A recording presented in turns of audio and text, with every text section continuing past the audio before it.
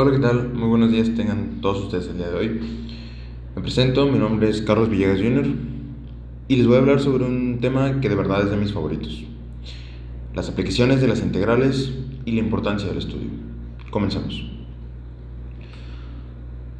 Primero que nada les daré una pequeña introducción de lo que son las integrales. En las matemáticas siempre conseguirán operaciones inversas. Ejemplos de estos son la suma con la resta, por ejemplo, que aquí, si a x le sumas 2 y le restas 2, queda x. Por eso son inversas, porque una pone y otra quita. La multiplicación y división es lo mismo. X por 4 y sobre 4 es lo mismo. La exponencial y el logaritmo natural son opuestos. Si es raíz cúbica y es potencia cúbica, se cancelan y así. Me imagino que como están en preparatoria ya han de tener conocimiento, al menos superficialmente, de las derivadas. Pues aquí es donde entran las integrales, ya que su operación inversa son las integrales. De la derivada, su operación inversa son las integrales. Primero, ¿cómo son las derivadas? Para empezar, las derivadas son así. Está x al cuadrado y su derivada es 2x. ¿Cómo pasó de esto de una a la otra? Pues claro, si a una ecuación la quieres derivar al exponente de la variable, tienes que restarle 1 y el exponente anterior lo tenías que multiplicar por el coeficiente. Quiere decir 2 por el coeficiente que es 1 es 2 y 2 menos 1 es 1, pero el exponente 1 no se muestra. Así es como se llega a una derivada. Ahora, ¿cómo son las integrales? Pues bueno, está x al cubo. Aquí es diferente, porque aquí se le suma 1 al exponente y el número que quede se usaría como denominador. Quedaría x a la cuarta potencia sobre 4. Así es como son las integrales. Pero ¿cómo es que estas operaciones son inversas? Si a simple vista las operaciones así separadas o incluso juntas, no te podrías dar cuenta a menos que estés utilizando la misma ecuación. Pues vamos a utilizar, para derivar, vamos a utilizar la misma ecuación, la número 2, que es la ecuación ya integrada. La ecuación original es x a la cuarta potencia sobre 4. Su derivada pues es el exponente por el coeficiente es 1 sobre 4, pues entonces 4 sobre 4 se cancelan, y al exponente que era 4 se le resta 1, entonces quedaría x al cubo. Y curiosamente quedó el mismo número. Así es como son operaciones inversas.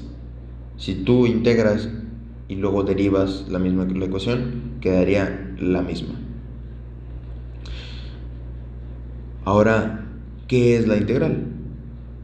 Porque se oye muy sorprendente.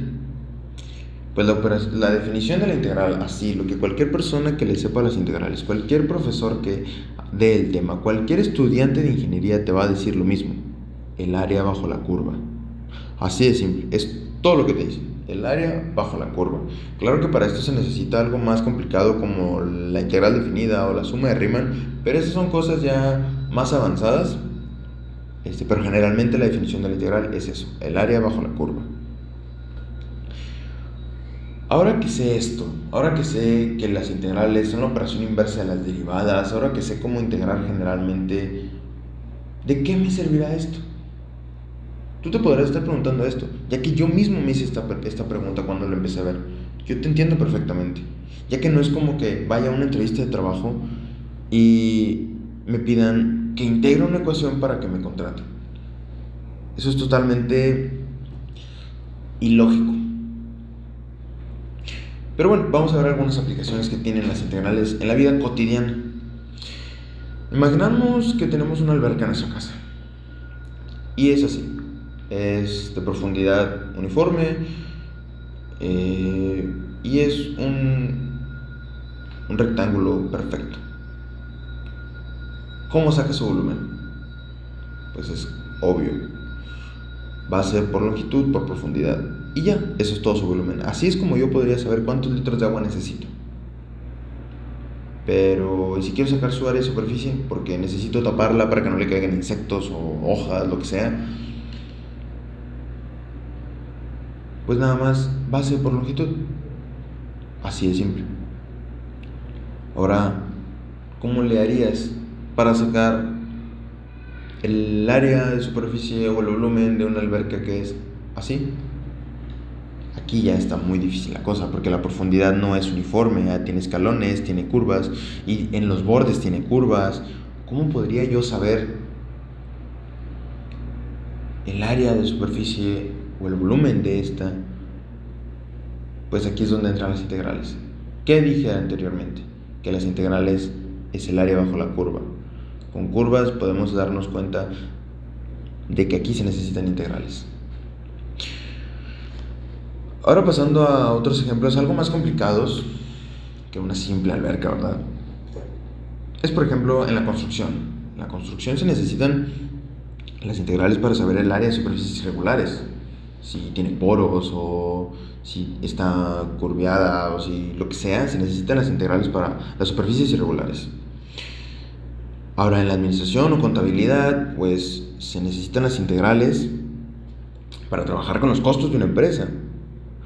Me explico. Al obtener el costo marginal de un producto, se puede obtener la fórmula del costo total. Estas son cosas que ya ni siquiera se pueden ver en mi área de ingeniería. Son cosas que ya ni siquiera voy a ver. Y las integrales funcionan ahí. Otra aplicación es en la medicina. Aquí se utilizan las integrales para saber el ángulo de ramificación óptimo de los vasos sanguíneos para maximizar su flujo. O sea, ya son cosas totalmente complicadas y fuera de mi alcance de conocimiento que aquí también utilizan las integrales. En la química utilizan integrales para determinar los ritmos de reacciones y el decaimiento de algún radioactivo, por ejemplo. Son cosas totalmente fuera de nuestro conocimiento que también utilizan integrales. Ya en la tecnología en general, pues sí se utilizan las integrales para la fabricación de chips, para la miniaturización de componentes internos, compresión y digitalización de imágenes, sonidos o videos, inteligencia artificial, etc. O sea, sí se necesitan las integrales mucho ahí. En la industria automotriz, se necesitan las integrales para saber el área bajo las curvas, donde el odómetro integra la velocidad del carro para obtener la distancia recorrida. Alto ahí. ¿Qué fue lo que dije? Que el odómetro integra la velocidad del carro para obtener la distancia recorrida. Wow, esos términos me suenan parecidos, velocidad, distancia. Pues claro, los hemos visto desde secundaria, del movimiento rectilíneo uniformemente acelerado. Aquí están las fórmulas. Como podemos ver en el apartado de la izquierda, donde dice derivando, se puede dar cuenta que la primera ecuación de la distancia, la fórmula de distancia, si se deriva con respecto al tiempo, con respecto a t, te queda la ecuación de velocidad final. Y si esa la derivas, te queda la operación de aceleración. Esto es algo muy extraño, ya que, como ya habíamos mencionado anteriormente, si la integral es la operación inversa de la derivada, pues si integro aceleración, me quedaría aceleración por tiempo más la constante de integración. ¿Por qué una C? ¿Por qué la constante de integración? ¿Qué es eso? Antes no lo mencioné, pero la constante de integración se añade porque al derivar cualquier operación, cualquier ecuación que tenga un número al final, por ejemplo 5, 6, 10, 21, 100, 200, 400, 1.000.000, si se deriva, queda cero. Queda cero. Quiere decir que la constante de integración es cualquier número. Pero aquí tiene un valor en específico, porque esa constante de integración sería velocidad inicial. Sería con lo que empezaría la ecuación. Pero claro, hay algunos casos que la velocidad inicial es cero, entonces pues ahí no se tomaría en cuenta. Pero así es como se toma la velocidad final o la velocidad.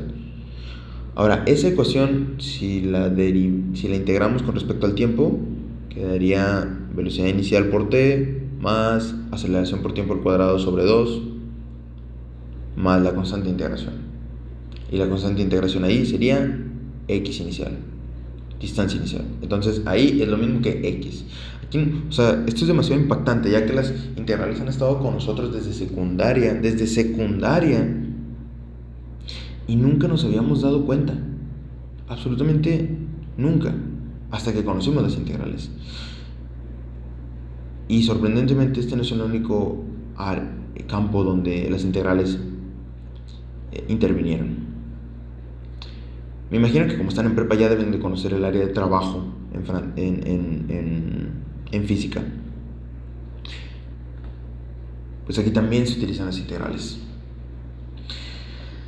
Aquí la fórmula original o la fórmula general pues es trabajo igual a fuerza por distancia, considerando que en esa distancia se está aplicando la fuerza uniforme.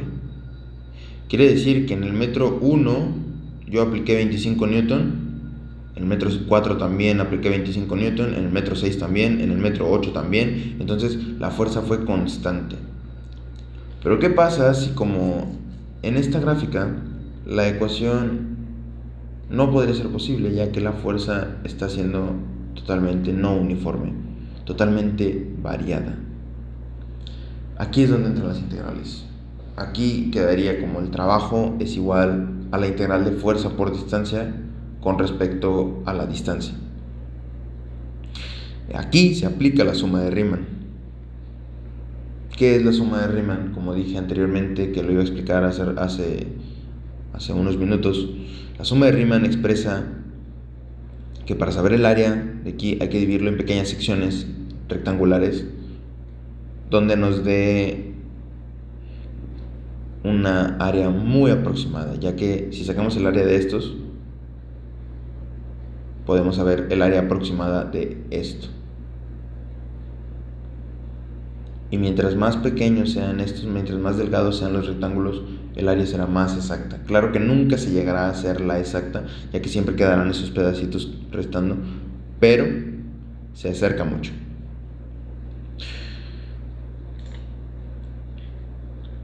Ahora que sé todo esto, ¿para qué sirve o para qué sirvió? Ahora que sé lo interesante que es, ¿cómo hago que me guste estudiar? Porque está bien, esto puede ser algo muy interesante, pero que me guste estudiar ya es algo completamente diferente, ya es algo completamente, tal vez, complicado. Aquí es donde entran los 3 factores que yo considero más importantes para desarrollar el gusto por estudiar. Primero que nada, hay que tener un buen profesor. Teniendo un buen profesor, tienes las de ganar para aprender y para pasártela bien. Como experiencia personal, en segundo semestre de la carrera, el profesor que me dio cálculo integral, que es lo que les enseñé así muy superficialmente, el doctor Miguel Mata Pérez, es el mejor maestro que he tenido en toda mi vida. En toda mi vida estudiantil he tenido profesores buenos, malos, buena onda, mala onda, barcos, no barcos, pero él ha sido el mejor profesor que he tenido. No es nada barco, pero tiene una actitud tan impresionante. Es demasiado entregado a su trabajo, es demasiado grandes las ganas que tiene de enseñar, que te puede poner una mala nota y no te puedes ni enojar con él, porque hasta te hace pensar a ti mismo que de verdad me lo merecí. Esa mala nota me la merecí, debí haber estudiado más. Ese profesor es el mejor que he tenido en toda la carrera y en toda mi vida estudiantil, y gracias a él es que me gustaron las integrales, me gustó cálculo integral gracias a él, porque cualquier otro profesor me hubiera enseñado cómo integrar y ya, pero ese profesor me enseñó sus aplicaciones y me las enseñó con gusto y con ganas de enseñar. Gracias a él es que me gusta el estudio. El segundo factor es el porqué de las cosas.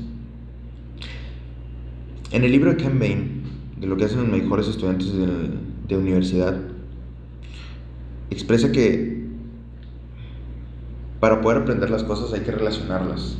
¿Cómo las relacionas? Sabiendo el por qué.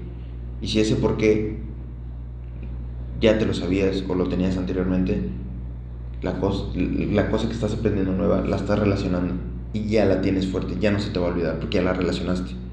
Sabiendo el porqué de las cosas, absolutamente vas a aprender cualquier cosa vas a aprender.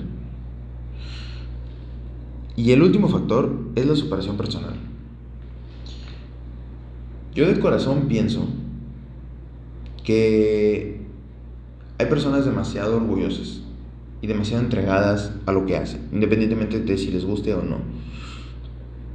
Entonces yo he conocido personas que simplemente por el hecho de que no quieren decepcionar a nadie, o quieren ser superior a todos, o quieren enseñar que ellos saben,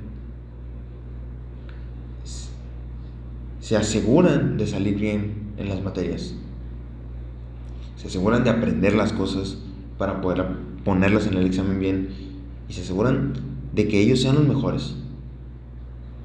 Y tal vez esa superación no la tienen con los demás, tal vez es con uno mismo, que eso es lo más importante, tener superación personal. Es lo que los ayuda a esas personas a seguir prosperando en el estudio. Esa superación personal que tienen de yo voy a sacar buena nota porque quiero sacar buena nota, porque tengo que sacar buena nota, es algo que no se puede quitar. Y desarrollando estos 3 factores, absolutamente el estudio se te va a hacer mucho más fácil. Absolutamente mucho más fácil. Espero que les haya gustado. Muchas gracias por su tiempo. Y les deseo éxito y buen día a todos ustedes. Muchas gracias.